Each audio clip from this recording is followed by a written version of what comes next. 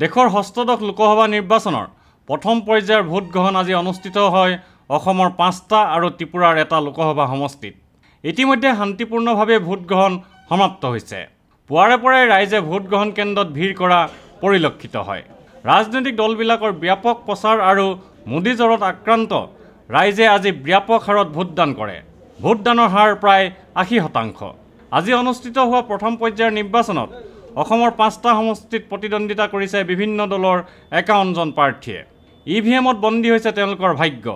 আজি ইভিএমত বন্দী হোৱা বিয়াগুম প্ৰাৰ্থীসকলৰ ভিতৰত কেন্দ্ৰীয় মন্ত্ৰীদ্বয় পৱন সিং ঘাটোৱাৰ, ৰাণী নৰহ, বিজেপিৰ ৰাজ্যিক সভাপতি সৰ্বানন্দ সোণোৱাল, প্ৰাক্তন কেন্দ্ৰীয় মন্ত্ৰী বিজয় কৃষ্ণ সন্দিকৈ, ডাক্তৰ অৰুণ শৰ্মা, মণিকুমাৰ চুব্ৰা, ভূপেন বৰা, গৌৰৱ গগৈ আদি।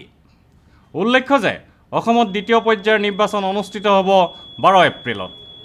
ভিডিঅ' জাৰ্নেলিষ্ট সুশান্ত দাসৰ সৈতে অমৰদীপ গগৈ, চেণ্টিনেল নিউজ, গুৱাহাটী।